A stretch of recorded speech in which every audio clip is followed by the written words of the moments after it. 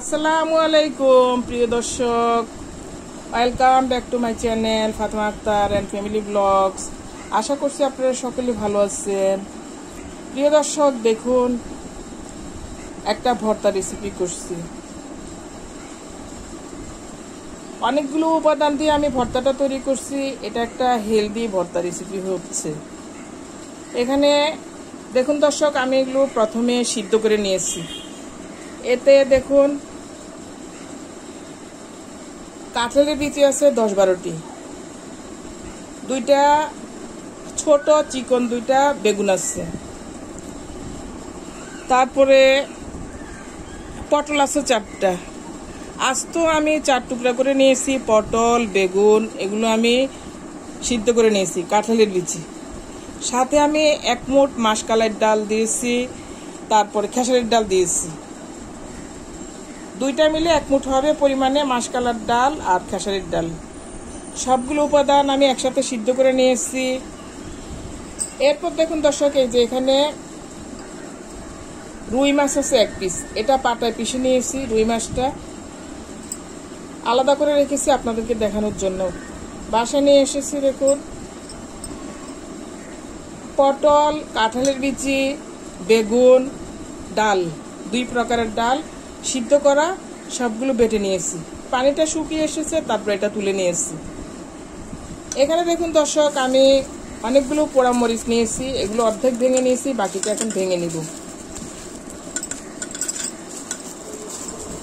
মরিচটা আমি পাটায় পিষতে পারতাম, কারণ মরিচটা পাটায় পিষতে গেলে আমার হাত জ্বালা পড়া করতো। আমি এটা শুকনাভাবে এখন এখানে প্লেটে মেখে নিব। আমো একটু সরষের তেল দিয়ে দাও তো, সরষের তেল দাও। এটা একটা অনেকগুলো উপাদান দিয়ে একটা ফিশ ভর্তা রেসিপি তৈরি হচ্ছে। আর একটু দাও, অল্প বেশি, ইস এতগুলো তো দেওয়া যাবে না, না দেখে দিয়ে দিয়েছো।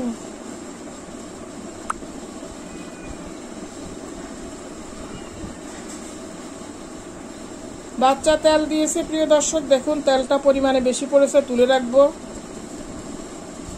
তাড়াতাড়ি নিয়ে এসো।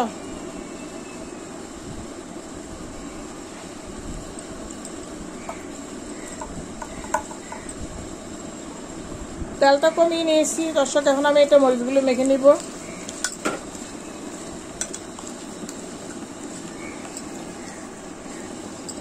ভালো করে একটু চটকে চটকে মেখে নিতে হবে।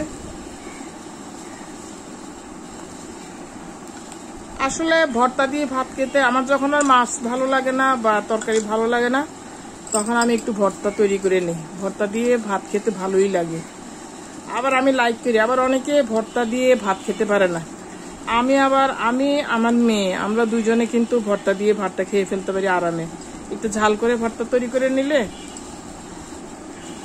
আমাদের আর বাড়তি তরকারি লাগে না। তখন তরকারিও নামিয়ে এসেছি, রান্না করবো, কিন্তু এখন আর রান্না করছি না, ভর্তা দিয়ে ভাত খাবো।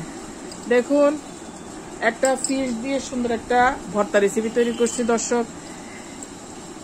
1 পিস রুই মাছ বাটা আছে, এখানে কাটা ছাড়িয়ে নিয়েছি, বেটে নিয়েছি, মরিচগুলো মাখিয়ে নিয়েছি।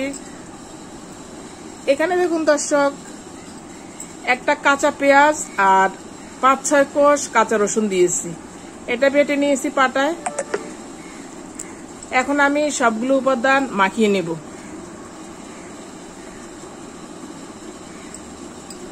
আমার মেইন উপাদান হলো পটল, কাঁঠালের বিচি, ডাল, সবগুলো উপাদান মাখিয়ে নিচ্ছি। সর্ষের তেল, দেখুন কি দুর্দান্ত টেস্ট ফুল একটা ভর্তা রেসিপি তৈরি করছি। এটা খেতে খুবই টেস্ট হবে।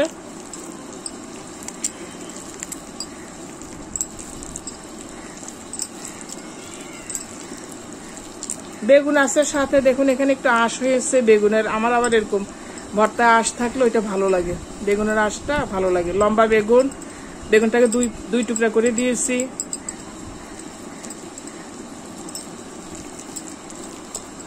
প্রিয় দর্শক, আমার এই সহজে একটা ভর্তা রেসিপি তৈরি করলাম। এটা যদি ভালো লেগে থাকে চ্যানেলটি সাবস্ক্রাইব করুন, লাইক করুন, কমেন্ট করুন, এটা আমরা উৎসাহিত হই। প্রিয় দর্শক, দেখুন মাখানো হয়ে গিয়েছে।